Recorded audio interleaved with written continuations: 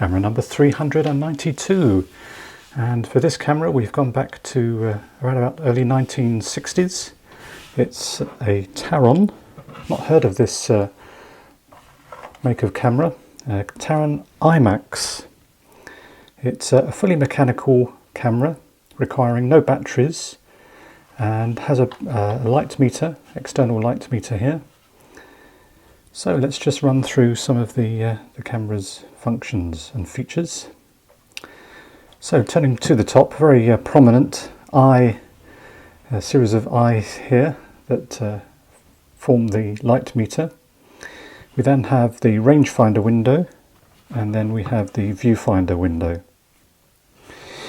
Around on the left hand side we have a flash synchronization port here, and then to choose which flash method we're using, we have this little serrated slider switch here, and then maybe familiar to us, a little red dot is the self timer.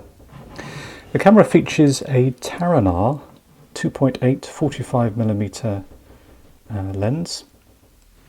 It's fixed lens, and around the barrel here on the front or top most end we have our selection of shutter speeds that go from 1/500th of a second all the way down to 1 second.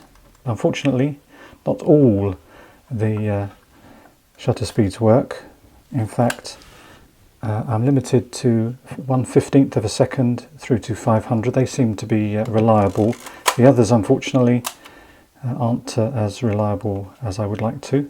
We do have bulb, of course, and we could use with the shutter actuation button here a cable release, and then our focus ring is on the inside. Now normally what you would do is look through the viewfinder window here, and you have a little square where you can use it as or that's the rangefinder window, and by moving the focus you try and acquire a single image rather than a ghost image that appears. Unfortunately on this version it doesn't sadly work, which is a shame.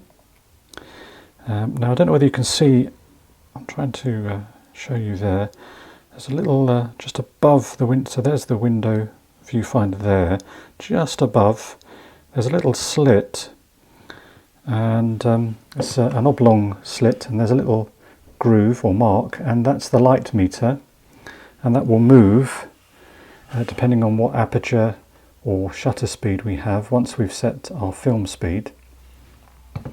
And the objective really is to move the needle to the little cutout, and then we've achieved exact or precise exposure.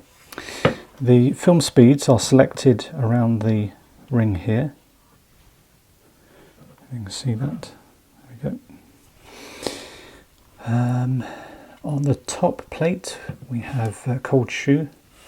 We have a film advance that goes, well, I don't know what that would be, not quite 180 throw, a bit less than that perhaps, and then our film rewind crank, which we would have to lift up if we want to put film in. But to put film in we have to open the door of the camera, and that's what we do there, and then we can see our leaf shutter there. Okay, reasonably quite clean in there, I'm pleased to say. So the film plate is okay, so that's good. On the base we just have a tripod mount and the little button that we press to release the film advance, and then we can rewind our film back into our... That only just clears actually, that's interesting. Not noticed that. There we go.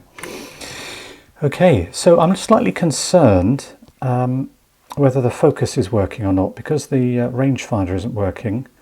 It doesn't necessarily mean the focus doesn't work, so I'm hoping it does. So the only way to do that is to put film through it, which is what I'll do now, and you'll be able to see the images at the end of the video. The reason I'm doing this at the moment is because I'm in the throes of a move, so the darkroom is on hold, until I can actually find time to, well, when we move, and then create a new darkroom.